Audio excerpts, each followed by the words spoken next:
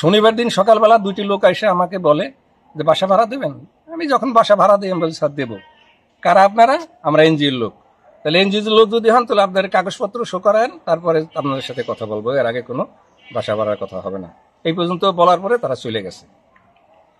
তারপর আপনি যে আজকের যে ঘটনা শুনলেন কিভাবে? এরকম একটা ঘটনা এটা শুনলাম ওই যে এরপরে শুনলাম যে কয়েকজন লোকের কাছে টাকা পয়সা সিটারি করে নিয়ে গেছে, যে আমরা সেই বাড়িতে নাসির সাহেবের বাড়িতে আমরা ভাড়া থাকি, সেই বাড়ি আমাকে অফিস, এই কথা বলে আমাকে টাকা আনছে। এখন আপনাদের জন্য কি দাবি করেন যারা প্রতারণার শিকার হয়েছে বা যারা? একটা এনজিও আসছে, এনজিও নাম হইল দেয়া পল্লী উন্নয়ন সমবায় সমিতি। সে নাম দিয়ে 3-4 দিন ধরে পাকুল্লা গ্রামে, আম গ্রামে, অনেক জায়গায়, কিন্তু আমাদের গ্রামে আমাদের এলাকায় যাইয়া বলছে যে 1 লাখ টাকা 10,000 টাকা জমা দিলে 1 লাখ টাকা লোন হবে, 5 লাখ টাকা পর্যন্ত 10 লাখ টাকা পর্যন্ত লোন দিয়ে আমরা বলছে পরে আমরা সেই বাড়িতে আসছি। কোন জায়গায় অফিস নিয়েছেন? বলছে অফিস নিয়েছি নেসার বাড়িতে, আমগ্রাম নেসার বাড়িতে অফিস নিয়েছি। আমরা নেসার বাড়িতে আসছি, নেসা কাকার বাড়িতে আইসা এই অফিস দেখছি, অফিসে সবকিছু আছে, বই খাতা এনজিওর কাগজপত্র যা প্রয়োজন সবই আছে। তা আমরা সই ঠই করছি, সবাই যা যার কাকি করছে, সবাই করছে, যা যা লোন দরকার কাগজপত্র সব জমা দিছি, আইডি কার্ডের ফটোকপি দিছি, জোড়া ছবি দিছি, সবই কিছু দিছি। দেওয়ার পরে টাকা দিছি 33,000 টাকা করে একজনের কাছে জমা দিছি। যে 3 লাখ টাকা নেবে সে 30,000 টাকা আর 3,000 টাকা জীবন বীমা আর স্ট্যাম্প এইগুলা জমা নিছে। আজকে সকাল 11টার সময়, 25 তারিখ 11টার সময় আজকে টাকা দেওয়ার কথা বলছে যে আজকে লোন তোমাদের 5টা লোন আজকে পাস হয়েছে, আজকে আসবা। সকালবেলা ফোন দিছে, সকালবেলা ফোন দেওয়ার পরে যে আমরা 9টার দিকে আসছি, আসার পরে অফিসের ভিতরে ঢুকছি, অফিস সামনে থেকে তালা মারা পরে যে বাড়িওয়ালা আসলো তার কাছে জিজ্ঞেস করছি, কাকা এই যে লোকগুলো আসলো তারা গেছে কোথায়?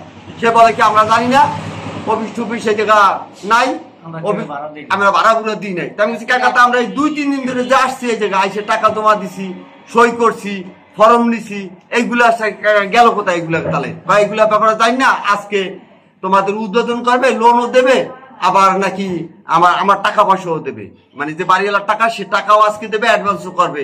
সে আবার বলছে যে আমার কাগজপত্র দিও বা কি দেখি বলছে তারা বললে আমরা বলছি তা কাকা তাহলে তার নাম্বার টাম্বার আমাকে সব বন্ধ হইলে তাহলে আমি কি করব? আমি বলছি তাহলে আমরা কিন্তু থানায় যাবো। এইভাবে থানার কথা বলছি পরে আমরা সবাই দাঁড়ানো, এর ভিতরে সে বাড়ি দেয়া তার ঘরে যে মাল সামানা ছিল, টেবিল টুবিল চেয়ার টেয়ার এগুলো সব সরাই মেরে ঠাইয়া আমার এই যে কোনো কিস্তি মিস্তি কোনো লোক ঠোক নাই, কোনো কিছু নাই, এইসব জানি না আমি।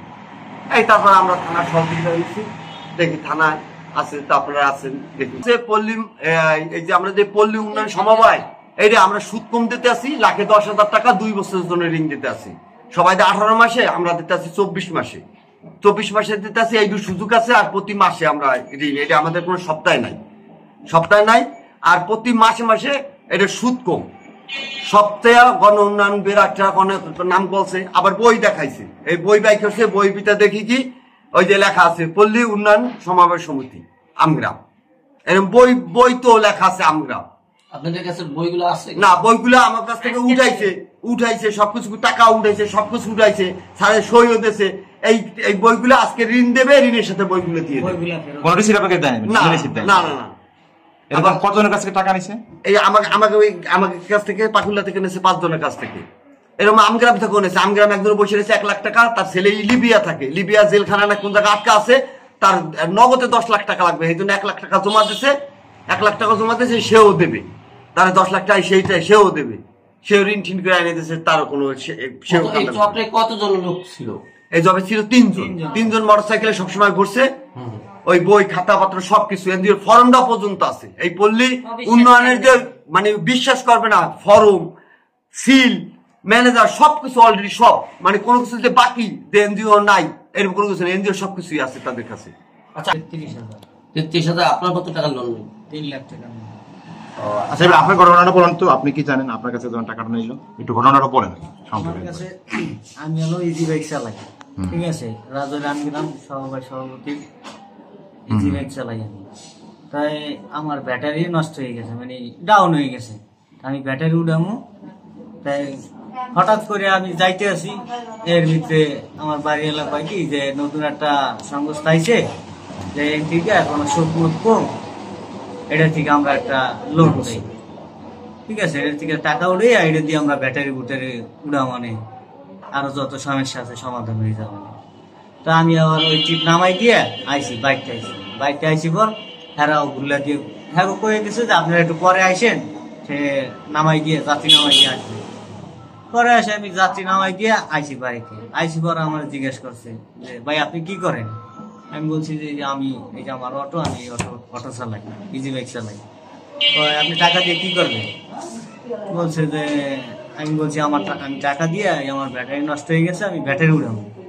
ঠিক আছে, ব্যাটারি উঠাবো, আমার আরো কিছু কাজ আছে, এগুলা সম্পূর্ণ করবো আর কি। তাহলে আপনি আজকে বিকেলে হয়তো বা কালকে সকালে, মানে এগুলা হলো আজকে কি ভাই, আজকে সোমবার, তাহলে এগুলো হলো শনিবার, মানে শনিবার দিনকে আমার টাকা নিয়ে আসতে বলছে যে শনিবার দিনকে তাহলে আজকে বিকেলে দেবেন। কিন্তু আমি বলছি আমি এখন তার এতগুলো টাকা সম্ভব না, এক বিকেলে তার 30,000 টাকা 33,000 টাকা গোছানো সম্ভব না। আমি বলছি আচ্ছা কালকে সকালে দিলে হবে। আচ্ছা কালকে সকালে আপনি টাকা নিয়ে অফিসে যাই, আমগ্রাম অফিসে যাই। তাই সকালে টাকা মনে করেন সুদি মুদি করে গানছি যে দিয়ে দেওয়া, কালকে দেবেন, কালকে সকালে দেবে, আজকে আমি ছুটি করে আমরা উদ্বোধনের সময় লোন দিয়ে দেবো। 30,000 যদি 3,000 টাকা যায় তাতে আমার সমস্যা নাই।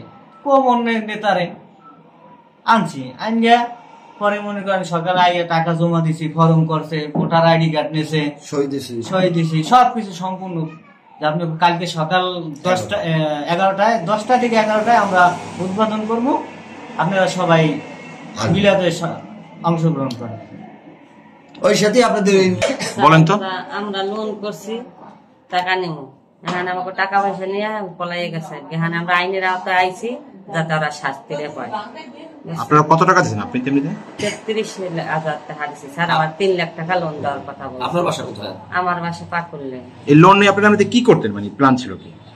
লোন নিয়েছিল, নিয়ে ছেলে পেলে গেছে, টাকা ঋণ হয়েছে, দিব স্যার। এর পিছনে তো অন্য কোনো ব্যাপারে কিছু নাই তো? এলাকা ভিত্তিক কোনো রাজনৈতিক বা সামাজিক? মিথ্যা কথা বললাম। আচ্ছা আপনার এই 16,000 টাকা ছিল 1.5 লাখ টাকা উঠানোর জন্য আপনার কি প্রয়োজন ছিল লোন উঠানোর? ঋণ দাঁড়াইছি, জমি খেত করুন, সুযোগ সুবিধা তো এই জন্য আমি দিতেছি। অল্প সুদে, এই কারণে। এখন যে আপনারা যে প্রতারণা শিকার, এখন আপনারা এই টাকা পাবেন কোথায় বা কি, এই বিষয়ে আপনাদের দাবি কি? এই জন্য আমি ধরে গেছি, আমি কি কয় আপনারা তাদের টাকা ফেরত চান? হ্যাঁ আমি ফেরত চাই। আমার ভালো না, আর যারা টাকা তাদের শাস্তি চান এমনিতে? হ্যাঁ আমি শাস্তি চাই। এই দুনিয়া আমারই কাজ করলো, শাস্তি না চাইলে হয়? মানুষ চেষ্টা তো করতে পারে। শনিবার দিন সকালবেলা 2টি লোক এসে আমাকে বলে যে বাসা ভাড়া দেবেন। আমি যখন বাসা ভাড়া দিই আমি বলি স্যার দেবো। কারা আপনারা? আমরা এনজিওর লোক। তাহলে এনজিওর লোক যদি হন তাহলে আপনাদের কাগজপত্র শো করেন, তারপরে আপনাদের সাথে কথা বলবো, এর আগে কোনো বাসা ভাড়ার কথা হবে না।